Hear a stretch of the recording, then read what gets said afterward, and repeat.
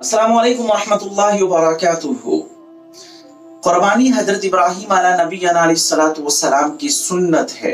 हर साल जिलहिज्जा के महीने में उम्मत मुस्लिमा अल्लाह तबारक व तआला की राह में जानवरों की कुर्बानी देते हैं और कुछ शर्तों के साथ उम्मत मुस्लिमा पर कुर्बानी वाजिब होती है।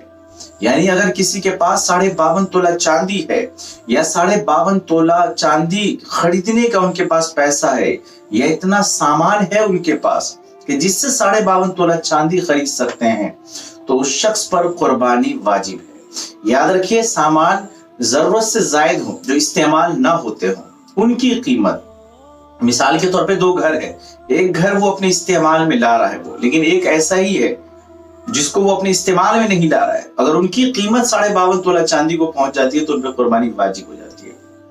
लेकिन अगर किसी शख्स के पास इतने पैसे नहीं है तो उनके ऊपर कुर्बानी वाजिब नहीं है।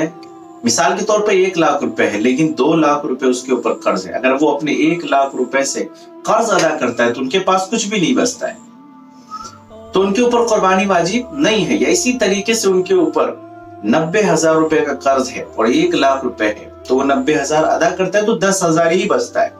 अब इसके ऊपर कुर्बानी वाजिब नहीं है, इसके ऊपर कुर्बानी वाजिब नहीं है। लेकिन कोई शख्स ऐसा है जो ये कह रहा है कि मेरे पास पैसे तो हैं लेकिन कर्ज भी है, अगर मैं कर्ज अदा कर दूं तो मेरे ऊपर पैसे नहीं रहते मेरे पास, लेकिन मैं ये चाहता हूं कि मैं कुर्बानी अदा कर दूं, मैं बाद में कर्जदार को पैसा दे दूं और मुझे कोई परेशानी नहीं होगी, तो वो कुर्बानी दे सकता है, लेकिन उसके ऊपर कुर्बानी वाजिब नहीं है। यानी वजूब जो होता है, जो छोड़ने की वजह से अल्लाह तबारक व तआला उनसे सवाल करेंगे, यानी वो गुनहगार होगा तो वो गुनहगार नहीं होगा, ये उसके इख्तियार में है कि वो चाहे तो दे सके, क्योंकि वो निसाब का मालिक ही नहीं है, उनके पास इतने पैसे नहीं कि जिससे वो कुर्बानी अदा कर सके, अगर वो अपना कर्ज अदा कर दे तो। इसलिए मकरूज को ये ख्याल करना चाहिए, शरीयत ने उनको इख्तियार दिया कि आप सबसे पहले आप अपने कर्ज को अदा कीजिए ताकि आपको आसानी हो। यानी शरीयत किसी को परेशानी में नहीं डालती है, शरीयत आसानी का मामला करती है। कर्ज अगर किसी के ऊपर है तो सबसे पहले वो अपने कर्ज को अदा करे। इसी तरीके से बाज लोग ये कहते हैं कि मैं किस्ता या पैसा या लोन बैंक से मैं लेकर उससे कुर्बानी अदा कर दूं। याद रखिए, सूदी कारोबार अगर आप बढ़ा के उसमें दे रहे हैं तो ये बिल्कुल ये अमल नाजायज ही है, लेकिन अगर पैसे में कोई खराबी नहीं है तो आप कुर्बानी दे सकते हैं। ये अमल तो नाजायज है पैसा सूद पे लेना, लेकिन पैसे के अंदर कोई खराबी है तो कुर्बानी जायज नहीं है, और बेहतर यह है कि आप दूसरे पैसे से कुर्बानी अदा करें। वैसे अगर कोई इंसान लेता है, कर्ज लेता है, तो उसके ऊपर कुर्बानी वाजिब नहीं है, क्योंकि वो खुद कर्ज के अंदर मुब्तला है।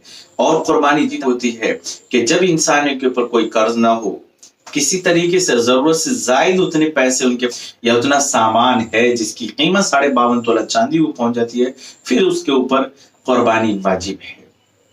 इसी तरीके से कुर्बानी के अंदर याद रखना चाहिए, अगर मेरे पास या हमारे पास नाजायज पैसे हैं, हराम पैसे हैं, ऐसे पैसे हैं जो जायज तरीके से हासिल नहीं किए गए हैं, तो उससे कुर्बानी देना जायज नहीं है। याद रखिए, शरीयत आपको हराम काम करने का हुक्म नहीं देती है। दुआ कीजिए अल्लाह तबारक व तआला हम तमाम को अमल करने की तौफीक इनायत फरमाए। अस्सलामु अलैकुम व रहमतुल्लाहि व बरकातुहू।